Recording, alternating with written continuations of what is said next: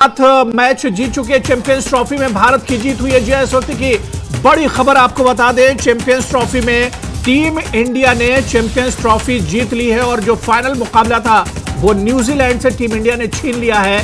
तो ICC champions trophy में भारत की शानदार जीत हुई है। भारत ने न्यूजीलैंड को 4 विकेटों से हरा दिया है। इस वक्त की बड़ी खबर आपको बता दें, दुबई से बड़ी खबर आ रही है जहां पर बड़ा मुकाबला था, अहम मुकाबला था, चैंपियंस ट्रॉफी का फाइनल मुकाबला। चैंपियन बनी है team India. ICC champions trophy team India ने जीत ली है। इस वक्त की बड़ी खबर आप तक पहुंचा दें, न्यूजीलैंड को हराकर टीम इंडिया चैंपियन बन गई है। चैंपियंस ट्रॉफी में टीम इंडिया ने शानदार मैच जीता है और फाइनल मुकाबला जीतते हुए न्यूजीलैंड को चैंपियंस ट्रॉफी में टीम इंडिया ने हराया है।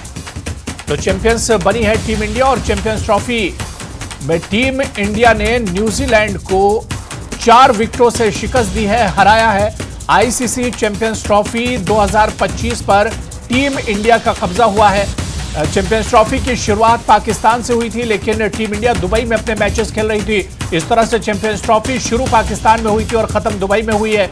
और अब चैंपियंस ट्रॉफी सीधे भारत आएगी, क्योंकि भारत ने न्यूजीलैंड को 4 विकेट से फाइनल मुकाबला हरा दिया है। तो न्यूजीलैंड को हराकर टीम इंडिया चैंपियंस ट्रॉफी की चैंपियन बन गई है। तो आईसीसी चैंपियंस ट्रॉफी में टीम इंडिया की शानदार जीत और फाइनल मुकाबला टीम इंडिया ने जीतकर चैंपियंस ट्रॉफी पर कब्जा जमा लिया है। और इसी के साथ ही पूरे देश में जश्न का दौर भी शुरू हो चुका है। टूर्नामेंट जब शुरू हुआ था उस वक्त भी टीम इंडिया फेवरेट मानी जा रही थी, टीम इंडिया सबसे मजबूत मानी जा रही थी। और सुनिए, देखिए लोगों का क्या कुछ कहना है। லாஸ்ட் T20 க்கு அப்புறம் இந்த சாம்பியன்ஸ் ட்ராஃபி எடுத்து கொடுத்திருக்காரு ரோஹித் சர்மா. உண்மையிலேயே பாத்தீங்கன்னா 4 சர்வதேச இதுலயே ஃபைனல் வந்த ஒரே ஆளு கேப்டன் ரோஹித் சர்மா தான். இப்போ அந்த சாம்பியன்ஸ் ட்ராஃபியை வின் பண்ணி காமிச்சிருக்காரு. இந்தியா இதை வின் பண்ணது ரொம்ப சந்தோஷம் எங்களுக்கு. இதே இடத்துல சிஎஸ்கே வரும், நான் தலைய செலிப்ரேஷன் பண்ணுவீங்க. ஓகேவா? தோனி தான் இனிமே தலை. Dhoni Dhoni Dhoni Dhoni Dhoni Dhoni Dhoni Dhoni Dhoni Dhoni Dhoni Dhoni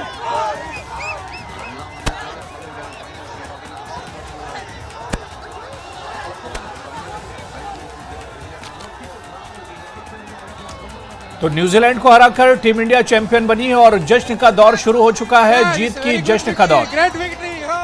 This is a very good match here. Until the last week's very marvelous and fantastic race. It's a great win for India. Cheers, Hufin! Come on, come on! And we miss you, Pat Cummins. We really miss you, the Pat Cummins. What he says, Virat Kohli is coming this ball slowly. और चलिए, 2 खास मेहमान इस वक्त हमारे साथ जुड़ चुके हैं। संजय शर्मा जी एचपीसीए के डायरेक्टर हैं, वो हमारे साथ जुड़े हुए हैं। और इसके अलावा क्रिकेट एक्सपर्ट इरफान मेमन जी भी हमारे साथ जुड़ चुके हैं। दोनों लोगों का बहुत स्वागत है। संजय शर्मा जी, टीम इंडिया की शानदार जीत, पहला रिएक्शन आपका, किस तरह से टीम इंडिया की इस जीत को देखते हैं? चैंपियन बनी है टीम इंडिया। इस चैंपियन ट्रॉफी की शुरुआत करी थी तो एक चैंपियन के नाते ही करी थी जी, और सभी मुकाबलों को जीतना और सभी मुकाबलों के बीच में अपना प्रदर्शन से बेहतरीन करना जी, ये पूरे उसमें भारत ने किया था। तो उसी तरह से जो है आज भी जब शुरुआत हुई थी फाइनल उसकी, इसमें कोई शक नहीं है कि टॉस जीतने के बाद बहुत अच्छी शुरुआत न्यूजीलैंड ने करी थी, लेकिन जिस तरह से भारतीय बॉलर्स ने जी उनको पकड़ा है और 250 रन तक समेट करके उनको रखा, ये बहुत बड़ी उपलब्धि थी। और जिस तरह से चक्रवर्ती की बॉलिंग और सभी का अपने अपने हर डिपार्टमेंट का रोल जो है वो उन्होंने बखूबी निभाया है। और जिस तरह की भारतीय बल्लेबाजी शुरू करी थी रोहित शर्मा ने शुरुआत ही एक चैंपियन के नाते करी थी। और उस समय देखने वालों को लगता था कि शायद किस तरह से खेल रहे हैं, लेकिन उन्होंने एक ऐसा स्टार्ट भारत को दिया कि उसमें लग रहा था, हर एक भारतीय को लग रहा था कि इरफान मेमन जी भी हमारे साथ जुड़े हुए हैं। इरफान जी, आज की टीम का हीरो कौन है? टीम इंडिया के गेंदबाज या फिर बल्लेबाज? किसे आप आज की टीम का जीत का हीरो मानते हैं? आवाज नहीं आ रही इनकी। जी जी, इरफान जी, इंडिया ने जी जी कंटिन्यू टीम इंडिया ने पहली एक ऐसी टीम बनी है जो कि 3 बार चैंपियंस ट्रॉफी जीत चुकी है, तो आप सबको बधाई हो। और जहां तक आपने मुझसे क्वेश्चन किया, उसका आंसर ये है कि आज हमारे जो हीरोज हैं वो बॉलर्स हैं, खासकर वरुण चक्रवर्ती और कुलदीप यादव। कुलदीप यादव ने जिस तरीके की गेंदबाजी की है, सचिन रविंद्रा और केन विलियमसन का जो विकेट लिया है, वो एक कारगर बॉलिंग के रूप में साबित हुई है। और एट द सेम टाइम हमने देखा कि वरुण चक्रवर्ती ने बहुत अच्छा साथ दिया है। तो आज के इस जीत के हमारे मेन जो कलाकार हैं और जो मुख्य धारे बोलते हैं, वो हमारे बॉलर्स हैं। विराट कोहली, थोड़ा सा क्या लग रहा है कि इरफान जी मायूस किया? हालांकि बहुत बड़ा मैच था, आज फाइनल मुकाबला था और सबकी निगाहें विराट कोहली पर थी। हालांकि रोहित शर्मा ने अपना काम कर दिया था, लेकिन विराट कोहली ने थोड़ा सा मायूस किया आज।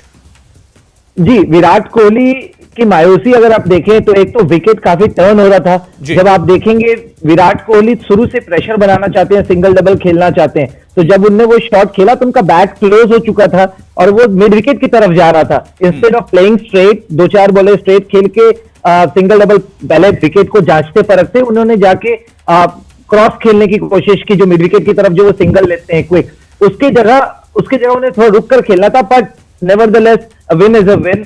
एट द सेम टाइम मुझे लगा कि बैट्समैन ने क्विक जो चिप्स करते हैं और आते हैं, 20-25 रनों की जो पार्टनरशिप हुई, क्योंकि बहुत बड़ा स्कोर हम चेज नहीं कर रहे थे, तो इतना ज्यादा प्रेशर हमारे पर था नहीं। बट एक डिजर्विंग फाइनल मिला है चैंपियंस ट्रॉफी को।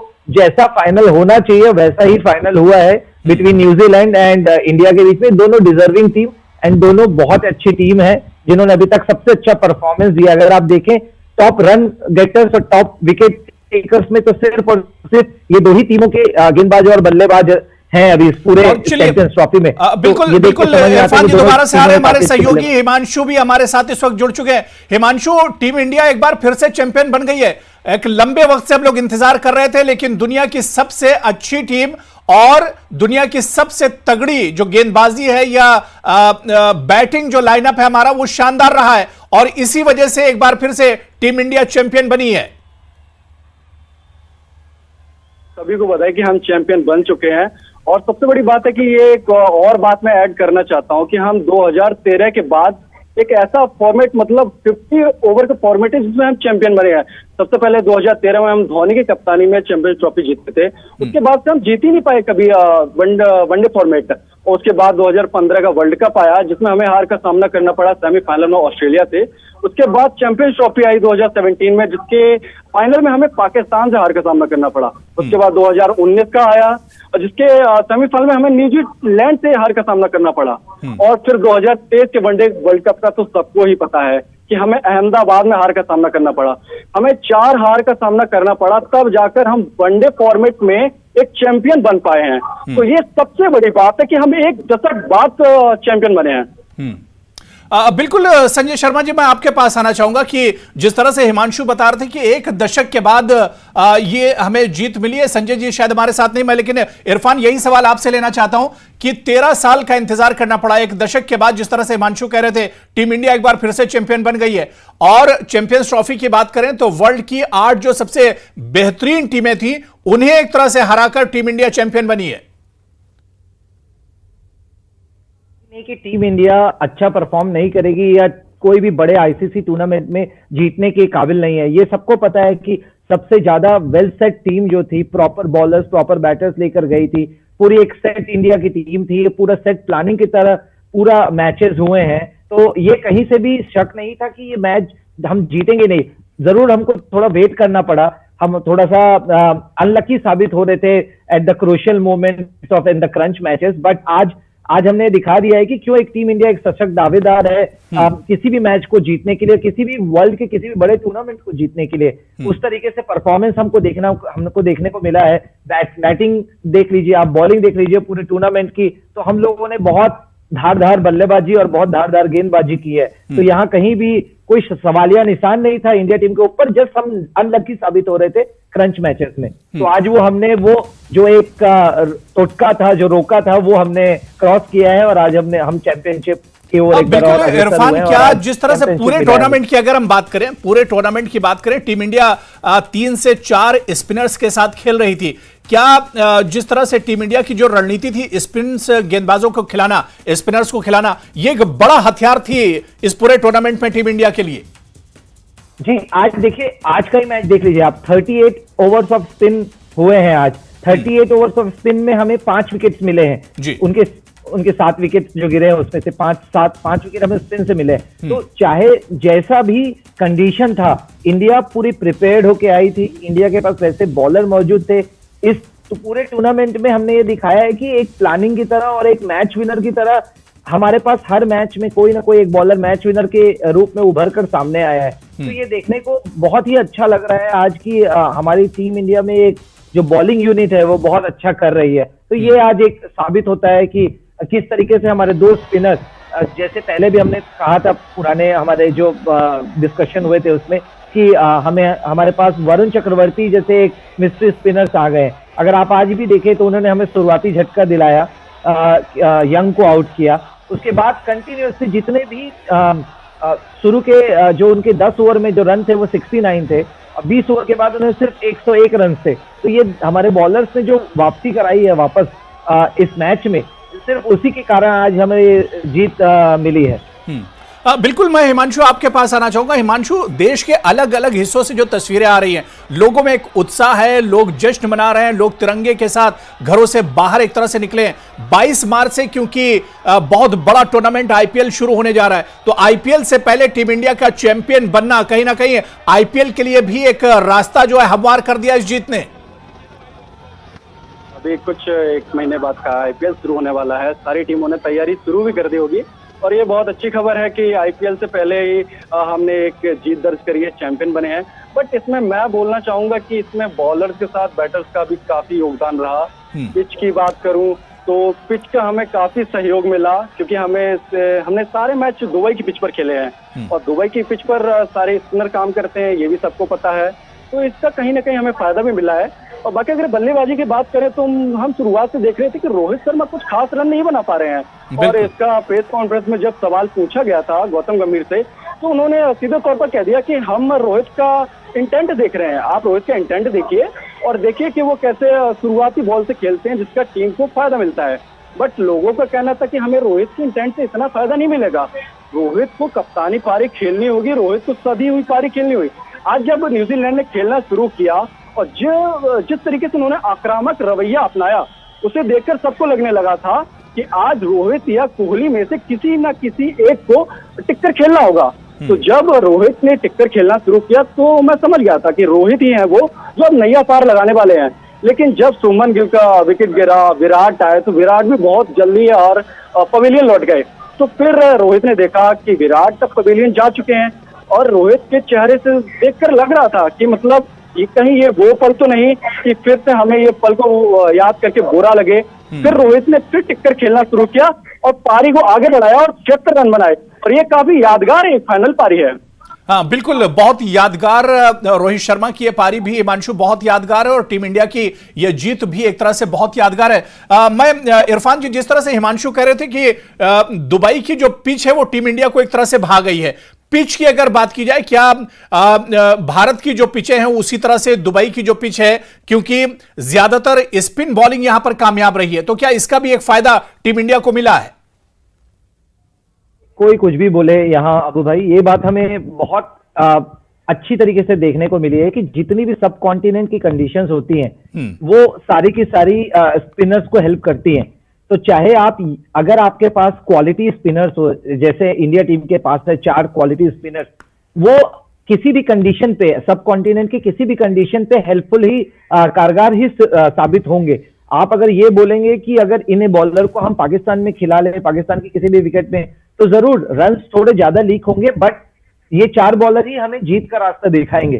तो ये तो तय है कि हमें इस विकेट का बहुत बड़ा फायदा मिला है दुबई के विकेट का, क्योंकि यहाँ टर्न ज्यादा है, ग्रिप ज्यादा है, रुक कर बॉल आ रही है, अच्छे लाइन एंड लेंथ पे अगर बॉलर्स देखते हैं तो उन्हें फायदा है। ये तो मतलब हर किसी को दिख रहा है, जितने बड़े भी कॉमेंटेटर्स हम जितने भी सुन रहे हैं तो सारे के सारे ही बोल रहे हैं। मोहम्मद शामी ने खुद ये बात को एक्सेप्ट किया है कि कंडीशंस अच्छे हैं, but at the same time क्या वो बॉलर्स उन कंडीशंस का यूज कर पा रहे हैं, उसको अपने टीम को जिताने के लिए उसका यूजफुलनेस दिखा पा रहे हैं, ये बहुत इंपॉर्टेंट सवाल है। ऐसा नहीं, आज आप देखेंगे ब्रेसवेल और फिलिप्स भी बॉलिंग कर रहे थे, उनकी भी बॉल भी ग्रिप मिल रही थी, उनकी बॉल पे भी टर्न थे, तो अगर आप अच्छी जगह अच्छी तरह से बॉलिंग करते हैं, अच्छी लाइन एंड लेंथ पे बॉलिंग करते हैं, तो आपको ये कंडीशंस में डेफिनेटली हेल्प मिलेगा। और टीम इंडिया ने उसका पूरा का पूरा झोली भरकर फायदा उठाया है और उस तरीके की गेंदबाजी की है। तो इसमें कोई दो राय नहीं है कि इस विकेट का हमको बहुत फायदा मिला है। बिल्कुल इरफान, गेंदबाजी की तो सभी बात कर रहे हैं, लेकिन टीम इंडिया की बल्लेबाजी की बात करें तो इस पूरे टूर्नामेंट में हमने देखा कि टीम इंडिया की जो लाइनअप है, जो बल्लेबाजी है, उसे कोई टीम भेद नहीं पाई है। रोहित शर्मा, शुभमन गिल का फॉर्म में होना और ओपनिंग आना, और उसके बाद फर्स्ट डाउन विराट कोहली का आना, फिर श्रेयस अय्यर का आना, और फिर केएल राहुल और हार्दिक पांड्या, तो टीम इंडिया की जो बल्लेबाजी है उसे भी कोई टीम पूरी तरह से भेद नहीं पाई है। इरफान जी, 200% जो आप बोल रहे हैं वो सही है। अगर आप देखें यहाँ श्रेयस अय्यर की बात उठाएं, अगर जो 2 डाउन आते हैं जी, वो इतने आक्रामक तरीके से खेलते हैं। मिडिल ऑर्डर पे हमको एक ऐसा बल्लेबाज चाहिए होता है जो कि कोहली और अगर श्रेयस को देख ले, दोनों मिडिल ऑर्डर पे ऐसे बल्लेबाज की जरूरत होती है जो कंटिन्यूअसली हमें सिंगल डबल रोटेट करके दें, उस तरीके से प्रेशर में डाल के रखे सामने वाली टीमों को कि उनके हर ओवर में 4-5 रन बनाते रहे। उस तरीके की बल्लेबाजी देखने को मिली है हमें, और हमारे पास उस तरीके के फिनिशर मौजूद हैं। हार्दिक पांड्या है, केएल राहुल है जो काफी टच पे हैं, जो सिंगल डबल में भी खेलते हैं, समय आने पर वो आक्रामक रूप में भी बल्लेबाजी कर सकते हैं। फिर जडेजा है, तो नंबर 8 तक बल्लेबाजी थी। तो chase was a good option, even though ये थोड़ा प्रेशर सिचुएशन था, but at the same time हमारे पास 8 तक बल्लेबाजी होने का एक पूरा इतना ज्यादा इंपॉर्टेंस रहता है कि सामने वाली टीम हमेशा प्रेशर में रहती है। श्रेयस अय्यर को अगर आप देखें तो 2010 से अभी तक 54 के स्ट्राइक रेट 54 के एवरेज से बल्लेबाजी कर रहे हैं, जो कि अगर आप देखें तो नंबर 1 है इस पूरे 15 साल में। तो ये 2020 में, सॉरी, तो काफी अच्छा बल्लेबाजी देखने को मिली है। मिडिल ऑर्डर की बल्लेबाजी से ही सब कॉन्टिनेंट के कंडीशंस में जीत मिलती है किसी भी टीम को। इरफान, जिस तरह से टीम इंडिया और रोहित शर्मा ने अक्षर पटेल का जो यूज किया है मिडिल ऑर्डर में, अक्षर पटेल जो एक गेंदबाज, अपनी गेंदबाजी के लिए, स्पिन गेंदबाजी के लिए जाने जाते हैं, लेकिन उन्हें ऊपर लाना, क्योंकि स्लॉग ओवर में ही अक्षर पटेल अक्सर खेलने आते हैं, लेकिन अक्षर पटेल को ऊपर लाना और तेजी से 30, 35, 40 रन कर जाना, अक्षर पटेल का जो यूज रोहित शर्मा ने किया, इसे किस तरह देखा जाए? देखिए, एक बहुत इंपॉर्टेंट चीज है जो कि टीम इंडिया ने इस बार की है, वो है कि एक लेफ्टी बैट्समैन को, एक लेफ्टी बैटर को मिडिल ऑर्डर पे लाया है। लेफ्टी बैटर के आने से अगर आप क्रिकेट खेलते हैं तो ये बहुत आसानी से साबित होता है किसी भी कप्तान के लिए, और जो बॉलर जो बॉलिंग करता है उसके लिए काफी दुविधा होती है। लाइन एंड लेंथ एडजस्ट करना होता है, ये देखना होता है कि लेफ्ट हैंडेड राइट हैंडेड के लिए फील्ड एडजस्टमेंट करने होते हैं। तो जो अक्षर पटेल ने अपनी बल्लेबाजी में काफी सुधार किया है, हम आईपीएल से देख रहे हैं पिछले 2 साल से, तो उनकी बल्लेबाजी में सुधार आया है और वो सिंगल डबल भी खेल सकते हैं, और समय आने पर वो तेज और अच्छे आक्रामक शॉट भी खेल सकते हैं। तो ये जो गौतम गंभीर और जो रोहित शर्मा है, इनने ये बहुत अच्छा काम किया कि लेफ्टी बल्लेबाज को मिडिल ऑर्डर पे रखा है, जिससे सामने की जो टीम है उन्हें हमेशा एक परेशानी का सामना करना पड़ता है। चाहे आप कितना भी बोल लें कि उनकी तकनीक खराब है या वो उतने अच्छे बल्लेबाज नहीं है, बट एक खबू बल्लेबाज के कारण बहुत परेशानी का सामना सामने वाली टीम को करना पड़ता है, और ये दिखाया अक्षर पटेल ने करके। बिल्कुल।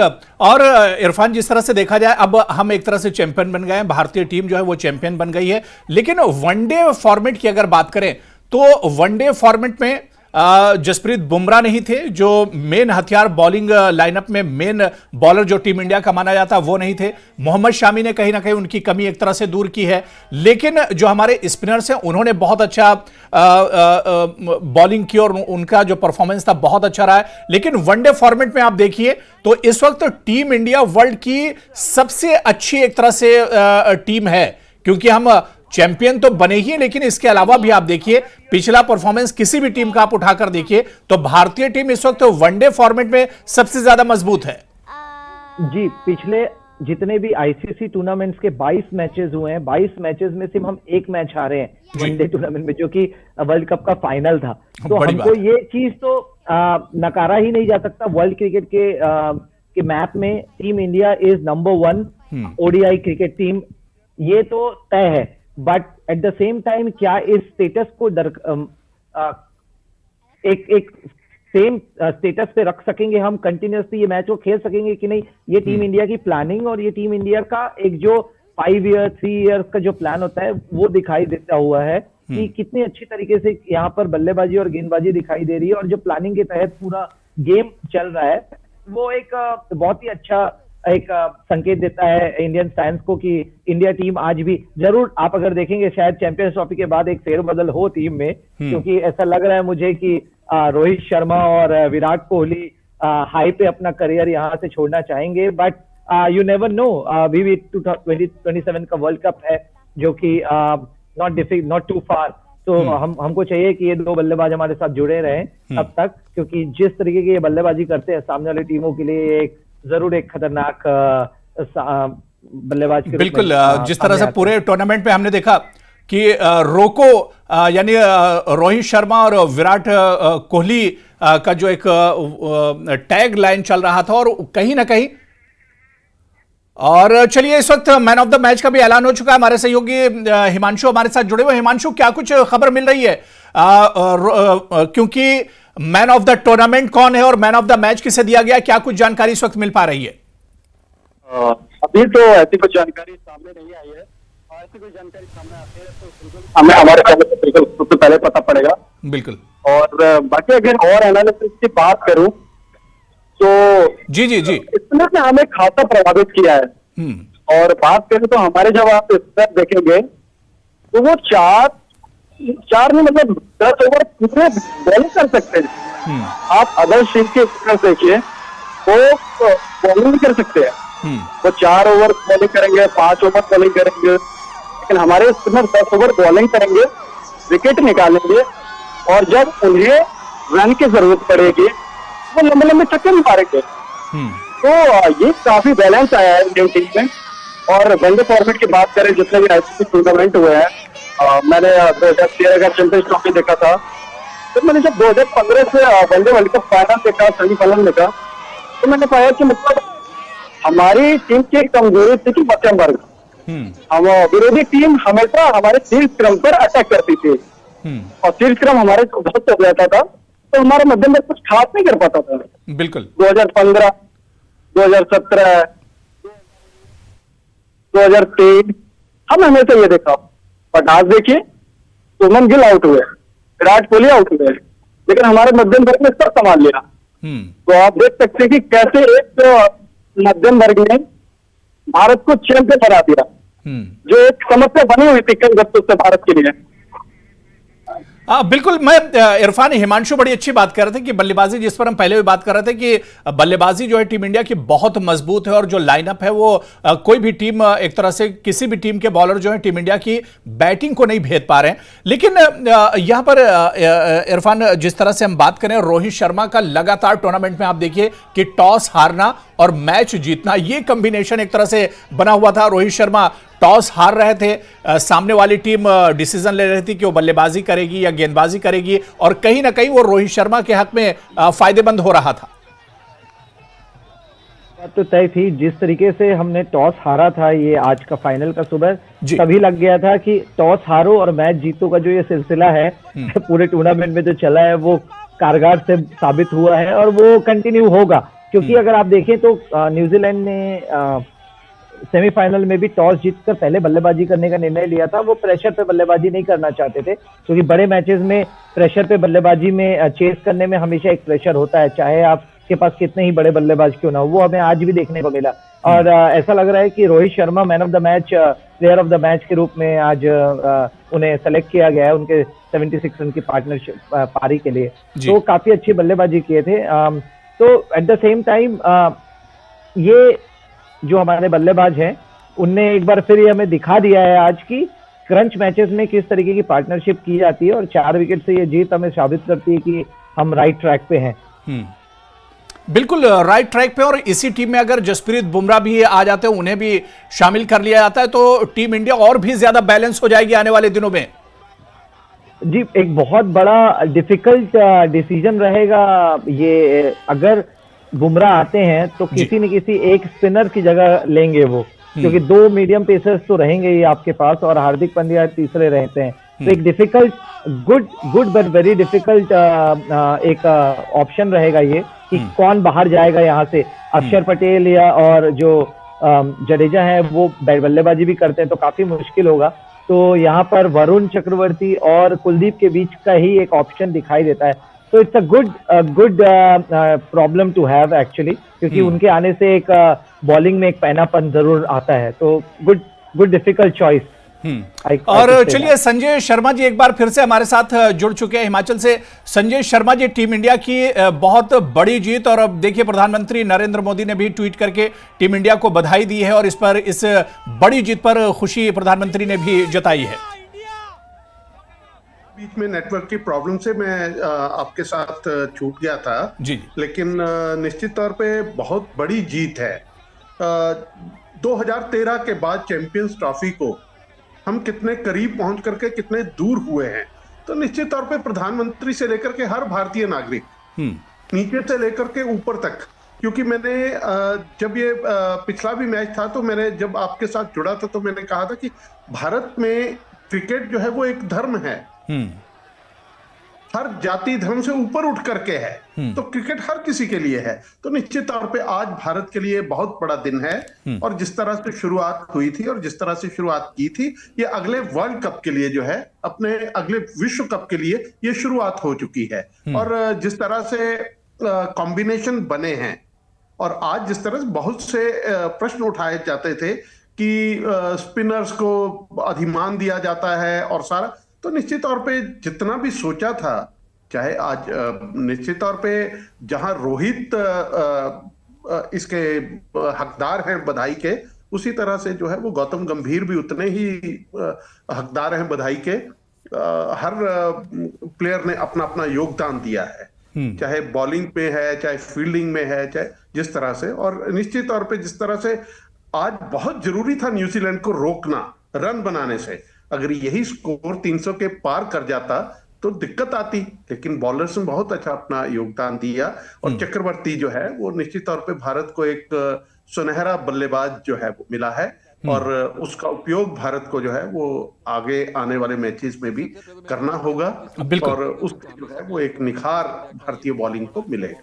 हाँ बिल्कुल। संजय शर्मा जी हमारे साथ दूसरे जो मेहमान और क्रिकेट एक्सपर्ट हैं इरफान मेमन जी शुरू से हमारे साथ जुड़े हुए हैं। और आपको संजय शर्मा जी मैं बता दूं कि इरफान मेमन इस वक्त थाईलैंड से हमारे साथ जुड़े हुए हैं, थाईलैंड की क्रिकेट टीम से जुड़े हुए हैं और बाकायदा क्रिकेट खेलते भी हैं और क्रिकेट सिखाते भी हैं, बहुत अच्छे क्रिकेटर हैं। इरफान मेमन जी, जब इस तरह के मौके आते हैं कि भारतीय टीम जीतती है और आप लोग भारत के बाहर है, थाईलैंड में है या दूसरे किसी देश में ऐसे भारतीय लोग होते हैं, तो कितना गर्व होता है, कि क्या कुछ महसूस करते हैं इस मौके पर? जैसे आपने कहा, मैं थाईलैंड से जुड़ा हूँ। थाईलैंड एक छोटी कम्युनिटी है क्रिकेट की। यहाँ की आपको पता ही होगा कि यहाँ की वुमेन्स क्रिकेट टीम अभी 12th रैंकिंग पे है। मेंस क्रिकेट टीम भी अब अच्छा क्रिकेट खेल रही है, 55 रैंक पे आ गई है, तो काफी अच्छे हैं। और यहाँ ग्रुप ऑफ जो क्रिकेटर्स हैं, काफी ज्यादा सब कॉन्टिनेंट कंडीशंस के ज्यादा क्रिकेटर्स हैं। तो जब कभी भी इस तरीके का मैच होता है तो सारे इंडियंस, पाकिस्तानी और जितने भी बांग्लादेशी हैं सब एकजुट हो जाते हैं, सब एक जगह मिलकर ये मैचेस देखते हैं, सब खुशी और हर्षोल्लास का माहौल रहता है चारों तरफ, और सब एक दूसरी ही टीमों को काफी पॉजिटिव और उनके फीडबैक्स आते हैं। काफी जो व्हाट्सएप ग्रुप्स हैं उसमें काफी ज्यादा डिस्कशंस होते हुए नजर आते हैं। तो जो ग्रुप बना हुआ है काफी अच्छा। कोई भी आप अगर फॉरेन कंट्री में देखें तो इंडियंस जितने भी हैं वो और जितने भी सब कॉन्टिनेंट कंडीशन देशों के जो लोग हैं वो काफी क्रिकेट मैचेस का, जो इस तरीके के मैचेस है उनका पूरा का पूरा डाइसेक्शन करती हैं। जैसे हम अभी बैठकर बात कर रहे हैं उसी तरीके की सारी बातें होती हैं। सब काफी खुश होते हैं, एक साथ मिलते हैं, पार्टीज होती हैं, मैचेस देखा जाता है एक ग्रुप में, तो एक बहुत अच्छा हर्षोल्लास का माहौल रहता है। बिल्कुल इरफान जी, जिस तरह से संजय शर्मा जी ने कहा कि रोहित शर्मा को जितना इस मैच का सेहरा जाता है उतना ही सेहरा गौतम गंभीर को भी जाता है। गौतम गंभीर क्योंकि टीम इंडिया के इस वक्त कोच हैं और भारतीय मतलब वो भारतीय वो खुद हैं, और हमेशा से एक ये मुद्दा रहता था कि इंडियन या फिर आउटसाइडर कोच को लेकर। लेकिन क्या आपको लगता है कि गौतम गंभीर के आने के बाद टीम इंडिया में एक बड़ा बदलाव आया है? देखिए, एक बात तो बहुत ज्यादा तय है। हम अगर पुराने गौतम गंभीर का अगर शुरुआती क्रिकेट दौर देखें तो हमको ये समझ में आएगा कि वो काफी आक्रामक और फाइटर किस्म के बल्लेबाज रहे हैं, तो उनका माइंडसेट, अगर उनके बोलने का हाव भाव और उनके तरीके को देखा जाए तो ये देखने को मिलता है कि वो हमेशा फेयरलेस क्रिकेट को ज्यादा इंपॉर्टेंस देते हैं। और सेम चीजें हमें T20 एंड ओडीआई क्रिकेट को देखने को मिली है। जितनी भी मैचेस खेले हैं वो काफी फेयरलेस तरीके से खेले हैं, गेंदबाजों ने उस तरीके की बल्लेबाजी की है, पूरा बैट्समैन ने भी अपना पूरा जो 100% नहीं 120% झोंका है, उन्हें ये पूरा खुली छूट मिली हुई है कि आप अपने आप को जाकर एक्सप्रेस करें। क्रिकेट हम सबको पता है, क्रिकेट का जो गेम होता है वो कॉन्फिडेंस जो होता है वो बहुत ज्यादा मायने रखता है। अगर 80% आप कॉन्फिडेंट है, 20% स्किल भी हो अगर आप, तो उसको यूटिलाइज कर सकते हैं और अपना परफॉर्मेंस उस तरीके से दे सकते हैं। तो वही हमको देखने को मिल रहा है, जिस तरीके से कॉन्फिडेंस दिखा रहे हैं गौतम गंभीर, अपने सारे प्लेयर्स को बैक कर रहे हैं, कैप्टन को, इवन दो उनके बल्लेबाजी से अभी तक एक भी 50 नहीं आया था रोहित शर्मा से, बट जैसा उन्होंने अपने इंटरव्यूज में भी कहा कि वो काफी इम्पैक्टफुल प्लेयर है, इम्पैक्ट देख रहे हैं रादर देन उनका परफॉर्मेंस। तो आज हमको देखने को मिला 4 मैच 2 मैच बल्ला शांत रहेगा, बट चौथे पांचवें मैचेस में ऐसे बड़े प्लेयर से हमको रन जरूर बनते हुए दिखाई देते हैं। वही आज हमने देखा है, रोहित शर्मा की अच्छी बल्लेबाजी देखने को मिली। आज विराट कोहली का बल्ले से रन नहीं आए, बट रोहित ने ये दिखाया कि क्यों एक बड़े बल्लेबाज के रूप में जाने जाते हैं। और जिस भी तरीके से अभी तक क्रिकेट खेल रहे थे तो काफी अनलकी रहे थे कि टूर्नामेंट में कप हासिल नहीं हुआ था, बट आज उन्हें पता था कि अगर आज वो इस तरीके की बल्लेबाजी करते हैं, थोड़ा अच्छा स्टार्ट देते हैं, थोड़ी देर रुकते हैं ग्राउंड पे, तो बहुत बड़ा टोटल नहीं है जिसे ये मुश्किल होगी 250-252 रन का टोटल। बिल्कुल। तो संजय शर्मा जी, संजय शर्मा जी, क्योंकि टीम जब जीतती है और इतना बड़ा टूर्नामेंट जब जीत कर आती है, जब विश्व में चैंपियन बनती है, तो खिलाड़ियों का जो आत्मविश्वास है वो कहीं ना कहीं, कॉन्फिडेंस लेवल जो है वो एक तरह से बढ़ जाता है। आज जो है, आज चैंपियन बनी है और आज तैयार है, अगले विश्व कप के लिए तैयार है। तो ये एक बहुत बड़ा बूस्ट जो है वो क्रिकेट के लिए खिलाड़ियों को मिलता है। और निश्चित तौर पे जिस तरह से इरफान जी ने कहा है कि गंभीर का जो रोल है, वो निश्चित तौर पे गंभीर एक बहुत निश्चित नाम नहीं है कि गंभीर, वो गंभीरता के साथ सारी चीज को लेते हैं। चाहे स्वयं की उनकी अपनी क्रिकेट थी, चाहे आज कोच के तौर पे, वो बिल्कुल एकदम ऐसे नहीं हो जाते हैं कि बहुत अच्छा चल रहा है तो बहुत अच्छे उठ करके नाचना शुरू कर देंगे या इस तरह से। वो निश्चित तौर पे बड़ी साधारण तरीके से लेते हैं और अपना पूरा कंट्रीब्यूट करते हैं। तो इस तरह से जैसे रोहित ने शुरुआत करी थी, तो कमेंटेटर्स, क्योंकि आप भी सुन रहे होंगे, हम भी सुन रहे थे, तो ऐसे लग रहा था कि जैसे बोलने को ऐसे लग रहा था कि रोहित को थोड़ा सा पेशेंटली खेलना चाहिए, लेकिन नहीं, रोहित ने अपना नेचुरल गेम खेला और नेचुरल गेम में उन्होंने एक माइलस्टोन जो है वो उसी टाइम खड़ा कर दिया था कि आज भारत जीतने वाला है और भारत चैंपियन बनेगा। तो उस तरह से उन्होंने पूरा, और होली से ठीक पहले ये भारतीयों के लिए और हम सब के लिए होली का तोहफा भी है। संजय शर्मा जी,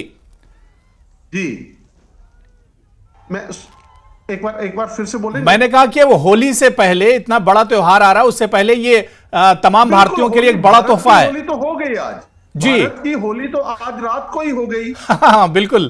तो पूरी जगह जो है होली हो गई, दिवाली हो गई, रंग भी लोगों ने लगा दिए। आपने देखा, आपके चैनल पे मैं देख रहा था किस तरह से घोड़ों को लेकर के भी लोग जो है वो घोड़ों को नचा रहे हैं, इंसान भी नाच रहे हैं, जानवर भी नाच रहे हैं। तो भारत के लिए इससे बड़ा उत्सव नहीं हो सकता है। तो ये उत्सव आज हो गया। अब होली तो एक औपचारिकता है, वो ठीक है, हम त्योहार के नाते, हम धार्मिक अपनी आस्था के नाते निभाएंगे, लेकिन आज हमने सब कुछ जीत लिया इस तरह से, क्योंकि 2013 के बाद, जो 2013 के बाद हम आज फिर से जीते हैं। बहुत बार करीब पहुंचे लेकिन नहीं जीत पाए, लेकिन आज जीते हैं। तो उसका जश्न जो है वो दुबई में नहीं, पूरे हिंदुस्तान के हर एक गांव में हो रहा है। वहां वो जश्न चला है। निश्चित तौर पे विराट का आज थोड़ा सा लोगों को, हमें भी लगा कि इतना बड़ा कंट्रीब्यूट उन्होंने किया है, लेकिन आज वो बहुत ज्यादा नहीं कर पाए। लेकिन फिर भी चाहे श्रेयस है, चाहे रोहित हैं, सब ने अपना अपना जो है वो कंट्रीब्यूट किया है। और विशेष करके नहीं, बिल्कुल, टीम इंडिया ने सिर्फ टीम इंडिया चैंपियन नहीं बनी है, टीम इंडिया ने फाइनल मुकाबला नहीं जीता, बल्कि टीम इंडिया ने तमाम भारतीयों का एक तरह से दिल जीता है, जो भारतीय भारत में है और जो भारतीय दुनिया के किसी भी हिस्से में आज हैं, वो एक तरह से टीम इंडिया की इस जीत का जश्न मना रहे हैं। और आज का दिन बहुत बड़ा और एक तरह से तारीखी दिन है टीम इंडिया के लिए और सभी के लिए। बहुत बहुत शुक्रिया हमारे साथ जुड़ने के लिए दोनों मेहमानों का, संजय शर्मा जी आपका भी और इरफान मेमन जी आपका भी, अपना कीमती वक्त देने के लिए दोनों का बहुत बहुत शुक्रिया। तो चलिए इस